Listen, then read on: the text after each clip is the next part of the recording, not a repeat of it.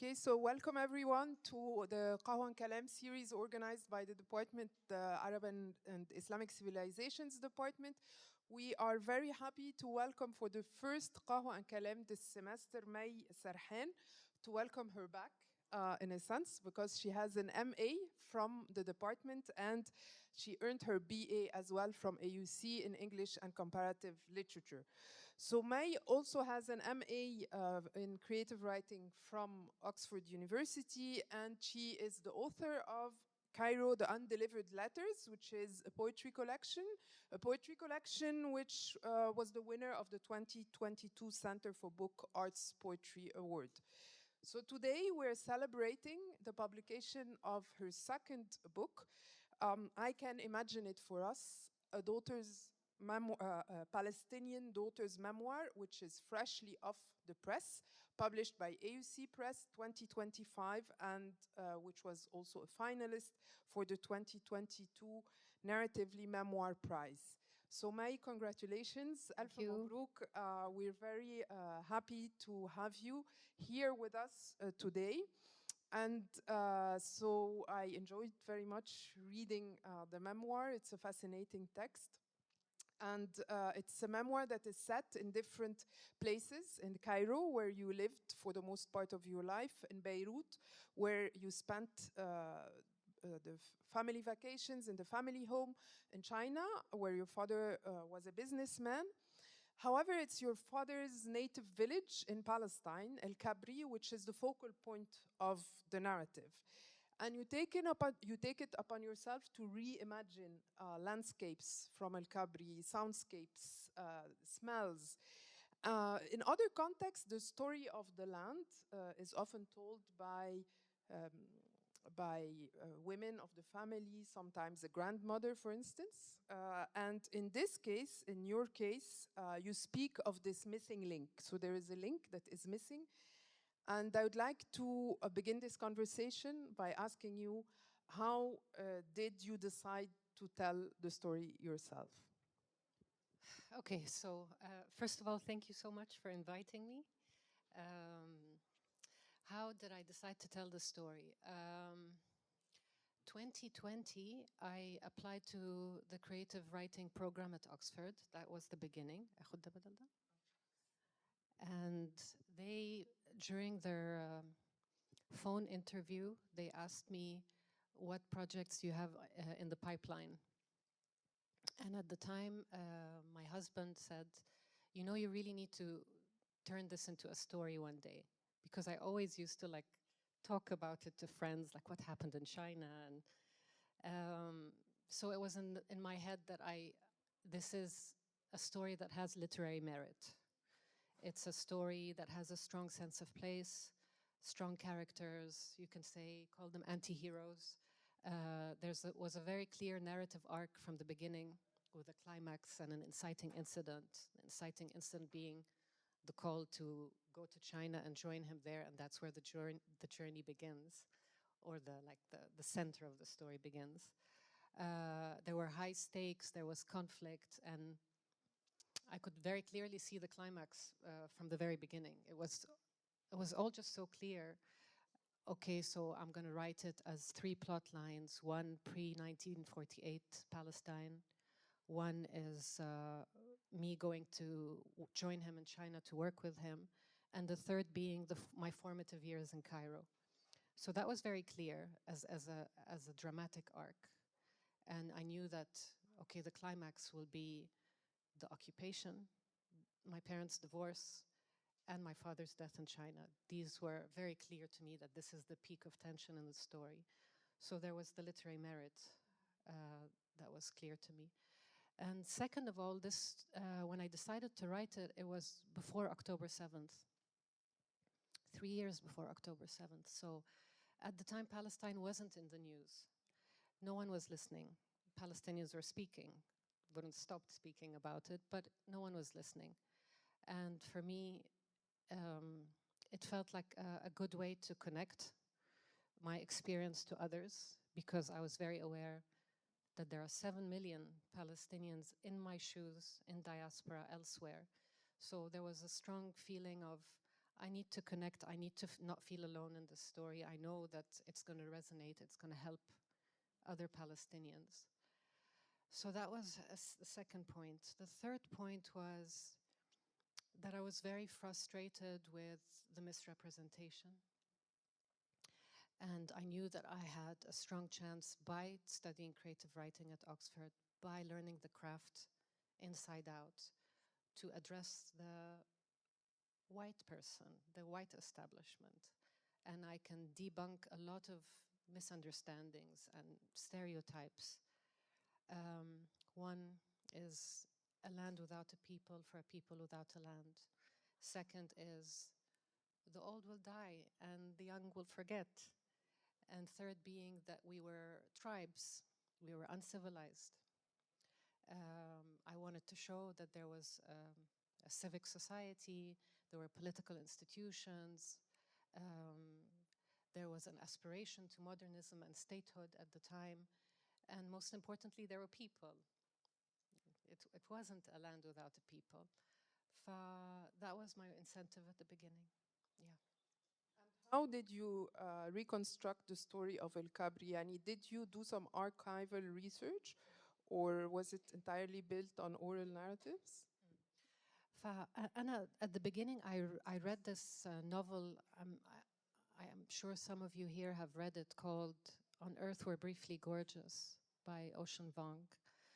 And it is classified as fiction, but it's autofiction because it's semi-autobiographical as well. And the idea with On Earth We're Briefly Gorgeous was to reconstruct out of absence. So I had that same challenge. I'm reconstructing out of absence. First of all, the generation that was exiled from my family, I had one remaining person, which is my aunt. And she is 89 now. So and she has dementia. So I'd ask her about Palestine and I would record her stories, but her stories were on repeat. She'd forget that she'd told me a story after 5 minutes and say it again. So if you notice at the beginning, I say I'm going to speak from memory, but even my memory is going to fail me. So the idea that these reconstructions of El Kabri are auto-fictitious, they're half imagined and half real. And poetry would come and fill in these gaps by, being evocative and being suggestive and packing multiple layers of meaning to make up for me not knowing much, But there was also, I went to Lebanon and I got connected with a woman who used to work for my grandparents in their house. Her name was Hajja Fatme. She was 94 when I met her in 2021. And even at 94, she was traveling everywhere and giving lectures and talking about Nakba like a Holocaust survivor. Yeah, and I went to her house. She lives in right by Burj al-Brajna refugee camp in Lebanon. So I went to see her and I spent the day with her. And she told me things that it was just so fascinating because she was there in 48. She lived in my grandfather's house. She knows everything about how the day-to-day happened in the house and what the house looked like and what happened in 48 and how did they escape. So she told me all these stories. At the same time, her nephew, Abu Fadi, gave me this book, and if you'd like it to circulate, it's a fascinating book. This book is called Qaryat al-Kabri, which is our village. And it was written by a guy called Jamal al-Din al-Jeshi. He's a refugee from our village. And in it, he documents everything. What vegetables, what fruits, what birds, what they ate, what they had for dessert, their funerals, their funeral rites, the wedding rites, what games the kids played, who were the families, what were they known for. Every single thing is in this book. So I spent a summer just highlighting everything here.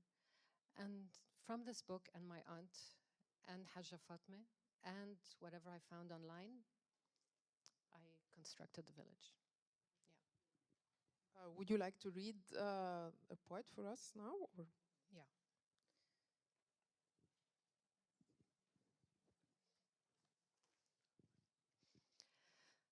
Acre, pre-1948.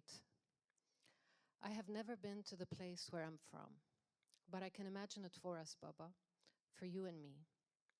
Memory might fail us more than 70 years on, but I have read all the stories you denied me, tinkered with all the words, stored endless images I can now mix and match to piece it all together. I know what anti-heroes are made of and that their journeys are on a perpetual loop. I know that in a story, space can be the one character you can never forget. Your home. You were 4 years old when they chased you out through thousands of orchards. May 21st, 1948 was the last time you saw Mahmoud, your nanny. Before that, you were used to her carrying you everywhere she went, coiled close to her chest like you were in a womb. And the village folks mistook you for a girl. Yes, you had a nanny and long hair. You had cooks who pickled your olives and cleaners who cleaned the 10-bedroom strong family home. Washerwomen who soaked your soiled clothes in hot water and bay leaves, and farmers who sowed your land and milled your grains. The whole village was at your service once. Do you remember that man who arrived in El-Kabri with a map? He opened it before a farmer and asked him to show him your father's land, Faris Serhan's. The farmer folded the map and gave it back to the man. It was of no use, and said, "All you see, as far as the eye can see, belongs to Faris Serhan." Don't believe it when they tell you the Garden of Eden is a celestial place. It is not. Those 4 rivers running under man's feet, they were all right here in your village once. A spring in Arabic is called Ain, as an eye. Look back and you will see the eyes of Al-Kabri. Ain al-Asal, Ain al-Mafshuh, Ain al-Fawar, Ain al-Kabri. Together they watered the whole of Acre and formed the largest water source in Palestine. Ain al-Asal was 5 meters wide by your father's mill. It was ice cold in the summer and steaming hot in the winter, like bubbling honeycomb. At night, Ahmed sang to you while the water flowed through the meandering fields and formed a sweet, lulling sound around the village. In the morning, she dipped your feet in and you splashed your happy legs the way geese splashed in the glistening sun, droplets forming diamonds on their feathers. There were lots of mills along those springs, the Al-Rayis mill by Al-Asal, one by Gatoun near the ancient ruins, Al-Shufaniya, Al-Asifiyya, Al-Drabse, Al-Far, Al-Minwat by Abu Laziq Canal north of the village, and Al-Sarhan. In the meadows of Galilee, north of Al-Kabri, was a water tank. It was 20 meters deep, 10 meters wide, and held all the winter rain that watered the tobacco fields on the hills. It was where the cattle went to quench their thirst. Should I stop here? For time, but okay. Yeah. So there are several beautiful passages in the book where you rewrite the pre-1948 El-Kabri, and you also tell the story of the Nakba in the book. The story of the Nakba, you tell us, is an intimate one. It is the story of your family's displacement, of your father's as a baby, of your grandmother. So you do not necessarily describe what was happening in other villages, or you do not necessarily describe the most horrifying events or facts that happened on May 21st, which is the day your family left, May 21st, 1948. So was that a conscious choice, the way you narrate the Nakba as an intimate? Yeah, it was a conscious choice. One of the main influences on the book was Ilyas Khouri's Gate of the Sun. And this book is called the most comprehensive fictional treatment of the Nakba, where he goes village by village, town by town, and details everything that happened and how every village fell.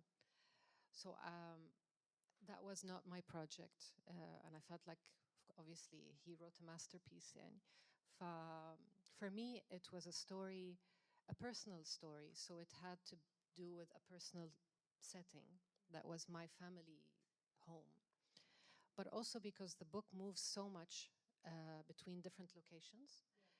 Yeah. And there's so much dislocation that Al-Kabri was the only anchoring space in the book, you know. It would contrast with all the dislocation otherwise around it. Yeah. So it was this protected space, and just like you see on the book cover, it's so protected, you know, it feels like a womb almost. Yeah. And you refer to many details from that day, in particular your the hassle and how they had to pack everything or unpack or actually not pack much. So do you want to read something from that story? It's on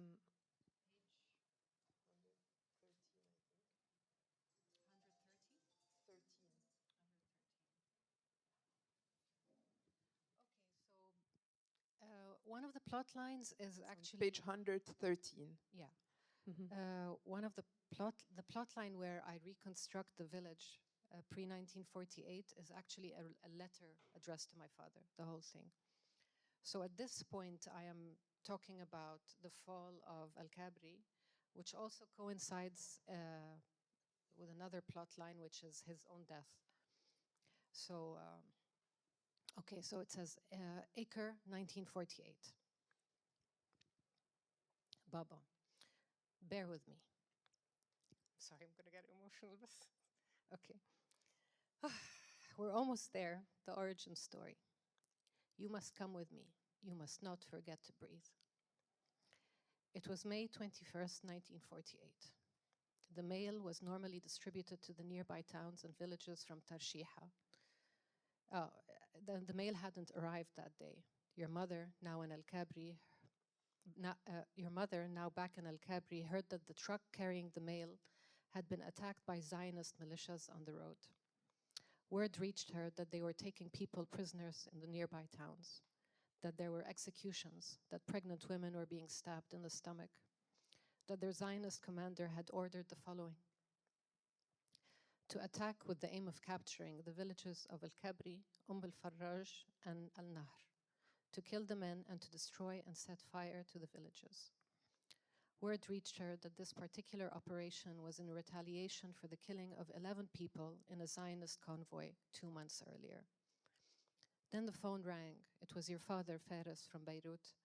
He told your mother to leave immediately, to come to Beirut and wait there for the war to end. Your mother didn't have time to pack. What packing when children were being killed, when bodies were burning, with guns blasting and glass shattering, while animals ran loose down the dirt tracks? Some villagers took the keys to their homes and forgot the doors wide open. Others forgot their wedding bands by their bedside tables or the coffee surging over a fire. Your mother took her children, 2 gallons of olive oil, and the tea set the Jewish doctor from Naharia had gifted her, then hopped on a truck heading back to Beirut with her family. On the way, she spotted her village people running through the trees, into mosques and abandoned schools, while she mumbled broken verses from the Quran. Keep listening, Baba, and keep breathing. Breathe through the crossing of the Palestinian border, past Saida in the south of Lebanon, to Beirut. When your mother left, dawn was choking in black smoke.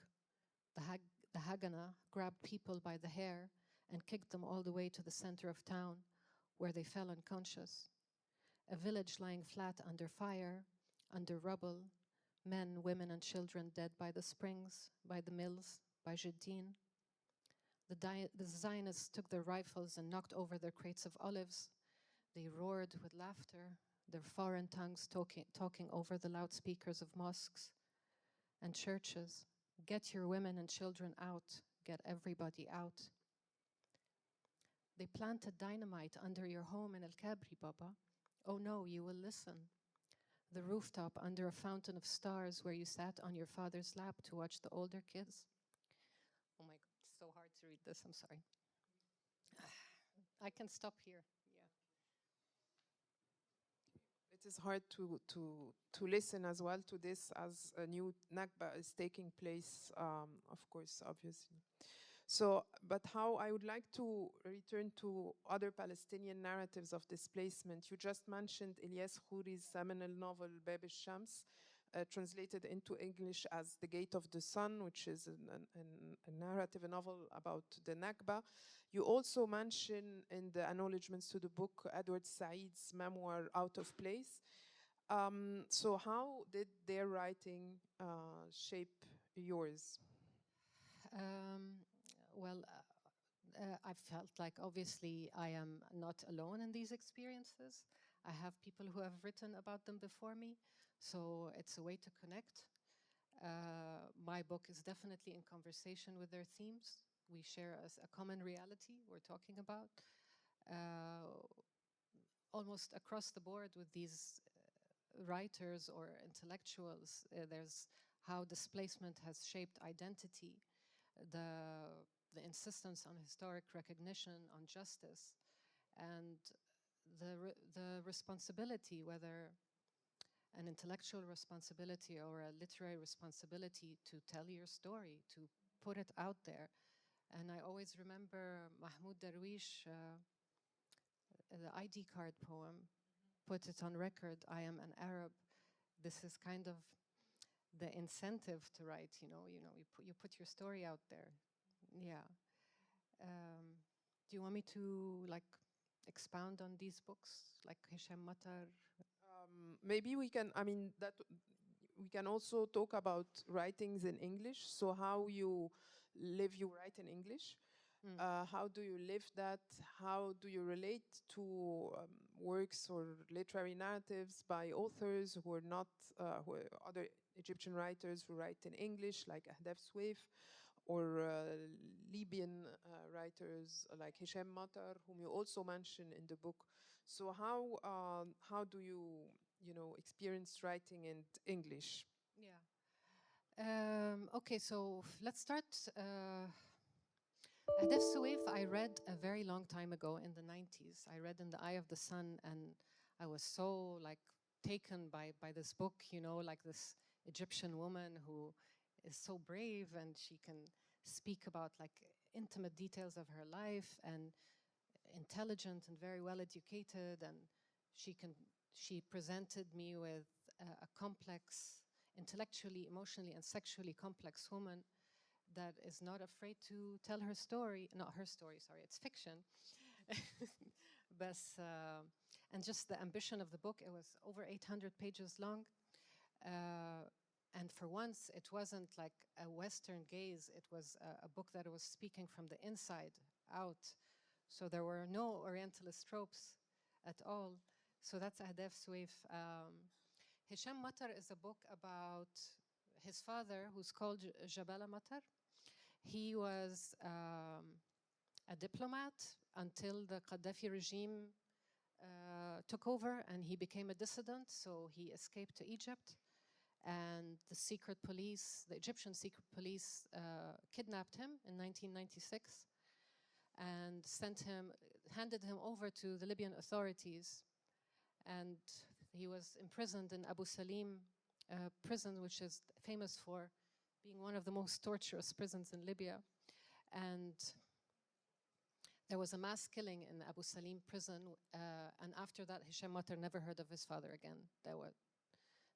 Never knew where he was buried, how he died, nothing. So this idea of, and also coming from a man to tell a story that's so vulnerable and so sensitive in such a gentle way, but also in a very beautifully literary way, kind of gave me permission to write my story.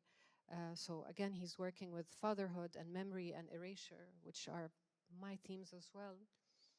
And then there's Anthony Shadid, who wrote, he was a journalist, he died very young.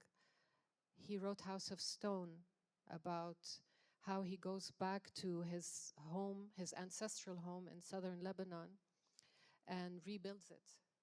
And again, we have this reclamation of identity through roots and memory and history and telling the story. So these were key influences from the Arab world for me. In English as well. So yeah, and so you write in English, and you also studied English literature at AUC. So this is where you started the journey, in a sense. So would you like to talk a bit about how you decided, studying a BA in English and comparative literature? So Yeah. do you want me to read the piece? As you wish, yeah, there is a beautiful passage about this, you getting yourself again in the shoes of an AUC student. Okay. Cairo, 1994.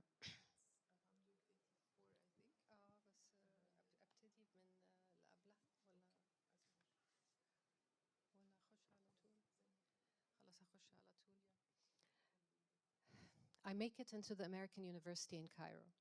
The first 2 years pass leaving me to walk through long arched corridors. It's page 184 for those who are reading with us. I make it into the American University in Cairo. The first 2 years pass leaving me to walk through long arched corridors indiscriminately. I declare many majors: mass communication, psychology, political science, but none of it speaks to me. All the words are convoluted and the pages are bulky. I consider following friends into business or economics, though I do not see the world of finance as one that could save the world or save me. So I skip classes and borrow other students' notes until my grades fail me. By the end of my sophomore year, a letter arrives, a warning to my parents. I am on probation, it reads, and if I do not improve my GPA and declare a major by next semester, I am out. By chance, I take an elective, Introduction to World Literature, and Mr. Dillon assigns me Catcher in the Rye by J.D. Salinger. I write an essay about the travails of Holden Caulfield. I write, Holden cannot see the road, yet keeps on running. Holden is cocky. His cockiness protects him from world cruelty. I submit it for grading and the teacher asks to see me. I am scared. I think my time is up. I put one foot in front of the other and make my way to Mr. Dillon's office slowly. I stand in front of him, toes pointing inwards. He asks me to sit down. Do you write, May? Write? Yes. I wrote this, I say in my defense. Did you enjoy it? Yes, I say suspiciously. What year are you? Junior year. And what's your major? I squirm. I'm afraid I don't know. Mr. Dillon picks up my essay and flips through the pages. I fiddle with my thumbs while his smile broadens. He takes his glasses off and looks at me. Is something wrong? I ask. Wrong, my dear. This is brilliant. Stop here? As you wish.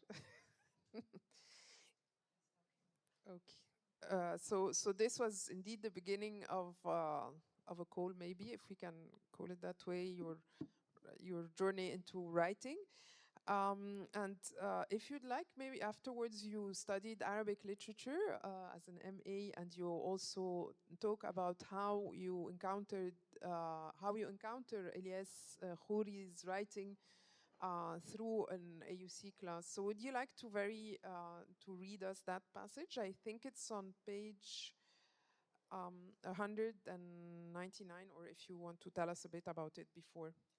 Yeah, I have to say that up to that point, I had no awareness of, I knew I was Palestinian, but it didn't carry any weight in my life until that point, because my father didn't talk about life in Palestine. He avoided this subject completely. So maybe my sister knows more because she was more curious and she would read and go ask the elders in our family about what was happening and what was it like. But I wasn't there. I grew up here. So this was really a turning point, reading Elias Khouri. And from then on, I really had the incentive to also, embrace these roots and do something about it, 199? Yeah. Beirut, 2001. Baba, I was not a child pestering you about a toy in a toy shop. I hope posthumously you realize I never was. We outgrow toys, they do not survive, but stories do, and none more than this one I'm about to tell you. Back in Cairo, I began a master's degree in Arabic literature. I signed up for a class on alternative histories of occupation in the modern Arabic novel. I was assigned Elias Khouri's Gate of the Sun. It was an intimidating novel to start, 544 pages. But it was about Palestine and Palestinians, and I was told it was epic. Reviews described it as the most comprehensive fictional treatment of the Palestinian Nakba of 1948. The story goes as such. Palestine is lost. Now in a makeshift hospital on the outskirts of Beirut, Yunus, an aging Palestinian freedom fighter, lies in a coma. His spiritual son, Dr. Khalil, nurses the older man by weaving the stories of Palestinians from town to town. Every night, Yusuf is kept alive by a story. To tell the story, then, is to resist death. I laid in bed, reading, getting to know old neighbors, flipping through towns, passing through battles, and falling into love stories. On page 166, I found myself sitting up straight. There on the page, our small village, I found Al-Kabri. I quote, "If we fought throughout Palestine the way Al-Kabri fought," it read, "we would not have lost the country." Never before had I thought such validation was required. Palestine had always been a series of obscure and interrupted images. You lining us up in Beirut and asking us to step forward, say our full names and where we're from. You mad at me for not knowing the difference between yogurt and milk in your or my dialect. A slap on the face in China for speaking words you misunderstood. A wine cellar, horse stables. But there, right there, a connection was materializing in a way I never thought vital to my existence. I continued to read, to leave the edges and be drawn into the center, to the origin story, my story. On page 168, I found this passage. At the beginning of February, a band of Israelis attacked the village and tried to blow up the house of Faris Serhan. Then again, on page 172, one old Palestinian villager relates a story about his forced displacement from the village, how when they ran out on foot towards the border, the Haganah stopped them in their tracks and showed them a picture of Faris Serhan. He showed me a picture of Faris Serhan and asked if I knew him. Tell Faris we'll occupy all of Palestine and catch up with him in Lebanon. I put the book down and a scream escaped me. Mama came rushing into my bedroom. She thought something terribly bad had happened. I held the book up, but I had lost the page. What is it? Jiddu, Mama, Jiddu. What? Baba, your father, my grandfather, was the leader of the entire north of Palestine. You never told me. He built this village, developed it, fought for its kind and brave people. He gave it everything it had given him back. I found it all in a story, never from you. You couldn't tell me any of it, and it no longer matters. It doesn't matter because by some strange design, here I am telling the story. Me, a mongrel by coercion, by war, with a border cutting through me. A fault line in the world's morality, a rupture, a runt with a Palestinian gut. Thank you, May. This is beautiful. Thank you so much. We still have time, Seth, for if you still are up for it, for a couple of questions. So this is a story about Palestine, but it's also a story about fatherhood and daughterhood. It's a difficult story. It's an intimate story. And it's the text at times takes very dark tones and violent tones. So why did you choose to expose so much of the darker side of your father? Yeah. Well, because it's the truth, number one, it is the truth. Especially when you're dealing with memoir, you are dealing with truth. There are no half-truths when you commit to memoir. You have to go all the way. And, you know, there's this line by Hemingway that has always resonated with me, that the task of a writer is to write the truest sentence they know. So that was my pursuit. I felt like because of the absence, because the world wasn't really paying attention to Palestinians, that this story would be like a scream in a very muted landscape, the world landscape. So it had to penetrate that silence, that barrier.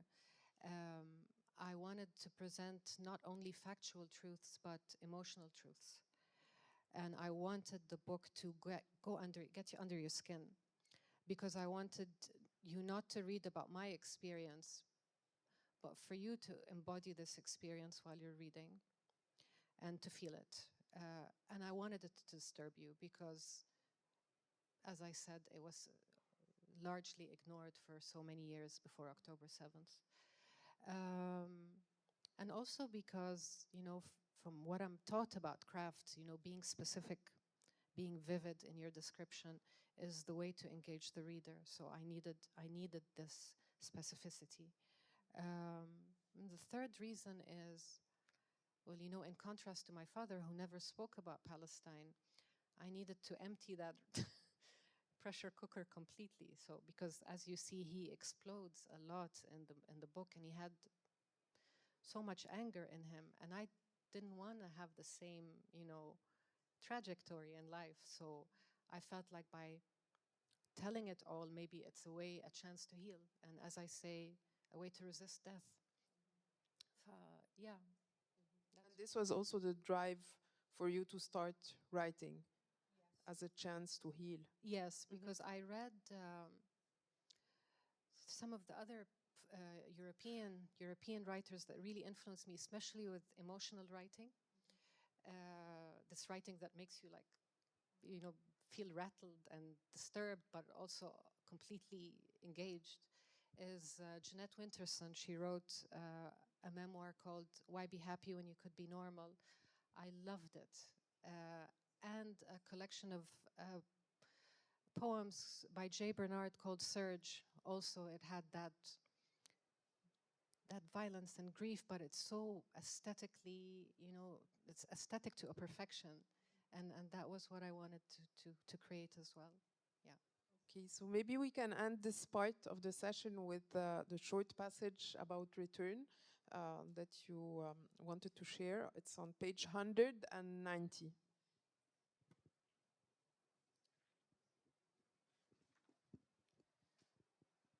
Okay. Return is a strange word. It presumes you've been to the place to which you are returning, but return is a gene dominant in the bloodline. It is what the children of Palestine do when they close their eyes. Move past the somewhere or stare at the trees. Everywhere I go looking for my village in Acre. And when I don't find it, I close my eyes. I imagine it for us. 4 springs, عين العسل, عين المفشوح, عين الفوار, عين الكابري. The largest water source in Palestine. Fertile connections where everyone is kin. I seek roots in images, in stories of return, and in this process of root seeking, I become the maker of roots. I devise my recovery. Thank you so much, May. Thank you.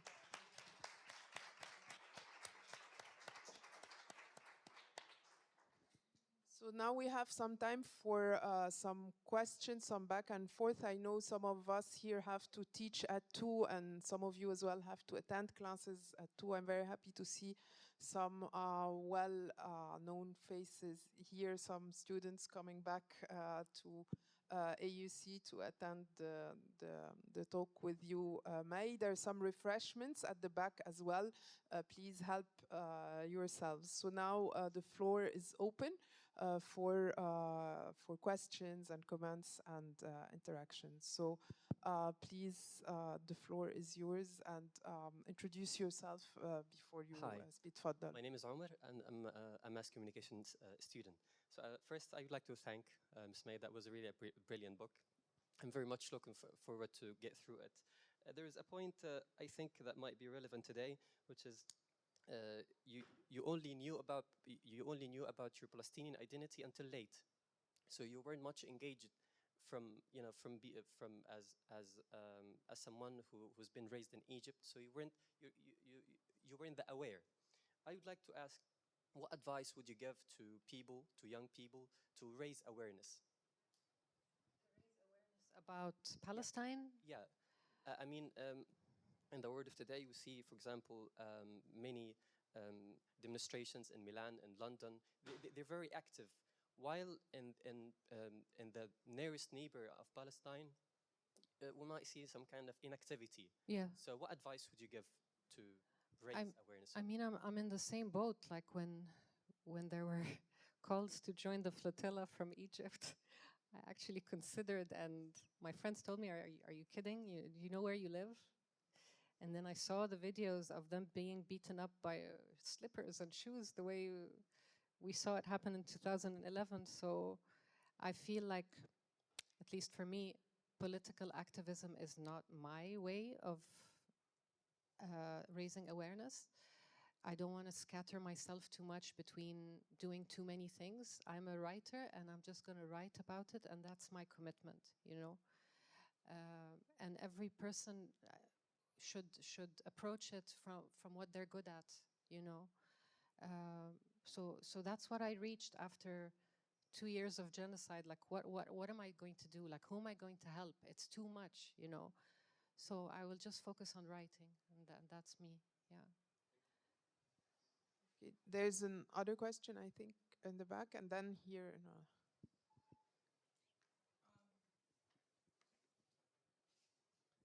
I recently had the opportunity to interact with Palestinians living in Jordan, or basically, do you know the idea of Jordanians from Palestinian origins and Palestinians in the camps in Lebanon? And the one thing I noticed, there's this kind of like subtle pain of suppressing your identity, because basically you don't want to be questioned, are you Lebanese or not? Are you really Jordanian or not? So it's a part of the survival, is the suppression of the identity.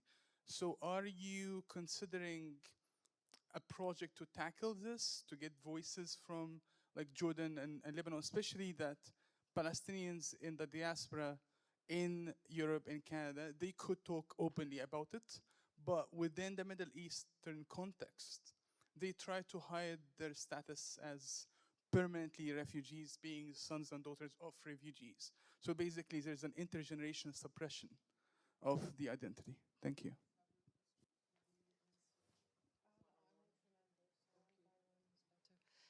I know what you mean, that you know, in other countries people tend to want to assimilate and therefore you know, cover up on their original identities.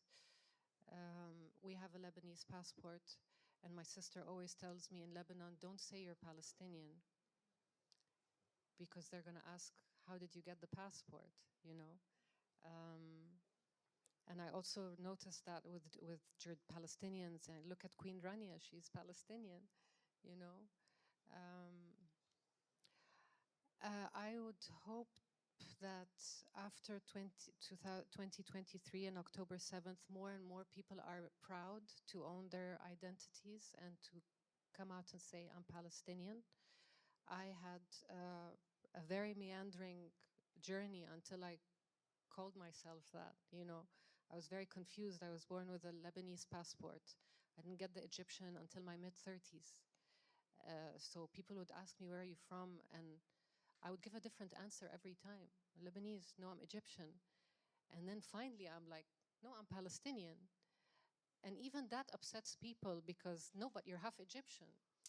Yeah, I'm half Egyptian, but there's no problem there. Like, the problem is here, and I need to own this because that's what needs me to speak up about right now, you know?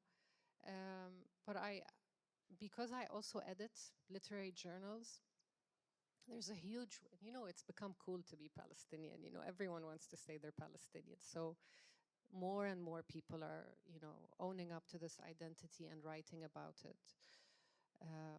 So that's a good thing. That's one good thing that came out of this genocide, I guess.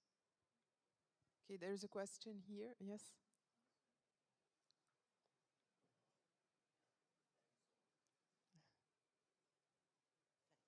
I turned it off accidentally. So thank you so much for expressing your opinions, your feelings in this book.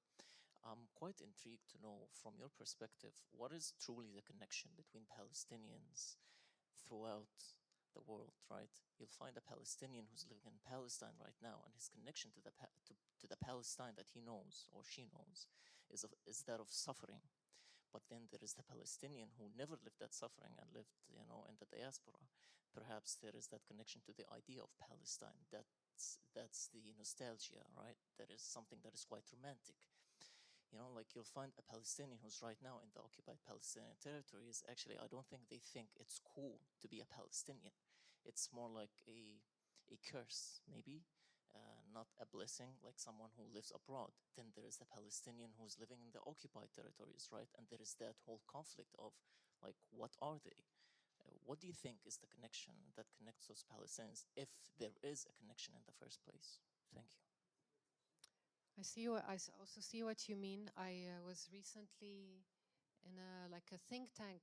It was 12 Palestinians, and we were all on Zoom. So there were Israeli Palestinians, there were, you know, refugees in the meeting, there were privileged diaspora people like me, there were American Palestinians who teach in Georgetown. So the whole range was in this meeting. And unfortunately, I felt the divisiveness in this meeting, especially by Palestinians al-Dakhil, the Palestinians inside. It was an energy. There was no accusation, but there was like, who are you living in Egypt to own this identity and to talk about it? What do you understand of the realities that we live here, under here, as we go to the same workspaces as these Israelis? You know, we have to pass through their checkpoints. So it was a very charged meeting. And I always, when I imagine a liberated Palestine, I'm like, how is it going to work? You know, how is this Palestinian who lives in Australia going to deal with the Palestinian from the refugee camp or from Gaza? No one, there's so many, we speak so many languages and we've been assimilated into so many different cultures. And then recently I read The Coin by Yasmin Zaher. She's a Palestinian who grew up in Jerusalem, and her book, although she says she's Palestinian in the book has nothing to do with Palestine. It's about her life in New York. And when she was asked, how do you feel about your book being published during a genocide and not addressing the genocide? And because she grew up in Palestine or occupied Palestine, she said, I don't feel an obligation to talk about this at all. She's so basically, she said, I believe that if the book is rigorous enough and good enough, it's going to address the bigger questions anyway, you know? But also I noticed that Palestinians who grew up inside they just want to take this off them, you know? They want to go and live. I have Palestinian friends from Gaza who say it's a curse to be Palestinian because they're here without papers, they can't work, they can't study, you know, they can't even travel within Egypt, you know. So I see what you're saying. It's become such a so diverse, but what I think unites us all at the end is that origin story, the Nakba. We come from the same roots, but the routes have differed widely, you know. Are there any more questions or remarks? So we can have time for like 2 more questions. So there's a question here. My question will be quick, so maybe we'll have time for others. I think the question was hinted, but it was about the choice of writing in English. For example, of like, why did you choose to like write this story in English? Like, was it like a question you asked yourself, like, would I write it in Arabic or something? Like, was it something you debated, or was it like obvious you would write it in English because of also your personal history and like the story of, as you said, different countries, belongings? Yeah, that was my question. Well, first of all, my education, my formal training, my work has all been in English. Like after studying at AUC, I went to Dubai and I was an English copywriter for 9 years. So I lived in a place where English was the first language for a very long time. And then I studied creative writing, so in English. So I'm very much constituted by the styles and forms and creative, the craft as it is taught abroad. That's first of all.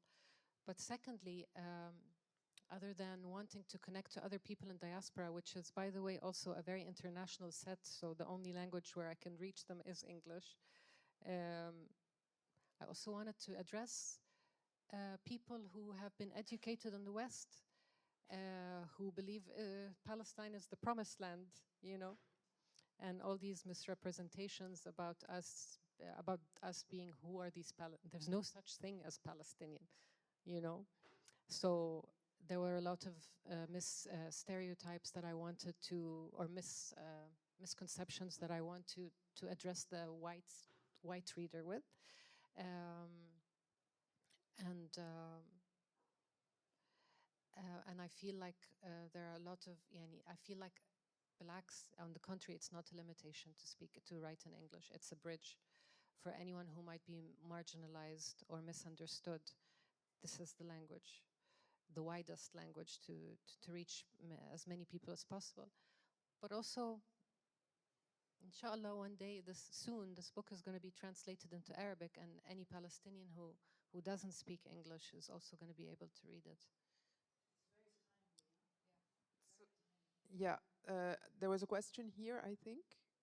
Okay, so because this is going to be the last question, تفضلي. Hi, my name is Hania. First of all, I hope my question doesn't come off as insensitive at all. But you mentioned the sources that you were pulling from for your memoir, from your dad, from your grandpa, and from your grandma, sorry, and from all these people. And I wanted to ask, obviously now, since October 7th, we have a lot of graphic imagery and a lot of sources online about what's going on now. Did you choose to tune that out, or did you let that affect your writing or inspire it more, or kind of relate to the first Nakba? Okay, Hoana, I wrote this before October 7th, so so I didn't have these violent references anyway. But I can tell you, like, my approach now to these this graphic content in whatever I'm going to write next. I don't think that we should. Everyone has seen these images. There's no point in retelling them in writing. You know, if you want to write, you want to add something, and the best way to do it is to actually give hope or give agency, you know, or show a way out of this, any way of helping. So what's the point, you know? For me, I dislike lamentation. I've seen a lot of poetry of lamentation. I dislike it. You know, you want to find ways to empower through, maybe hope is an ideal word, but through love, maybe, you know, stories that can bring the communities together, you know. And so, no, I'm not with rewriting these images. What's new, you know? We're sick of them. We've seen them for every day of our lives for 2 years. Okay, thank you very much, Mai, for the talk, for your reading. Thank you very much to all of you for coming. Thank you to those who made this possible today. Thank you, Marwa. Thank you, Adel. Thank you to the AUC press people. So Mai will be here for some time now, and she can sign copies of the book. I mean, they're available on sale at the back, and she can also sign a copy. So thank you very much, Mai, again, and looking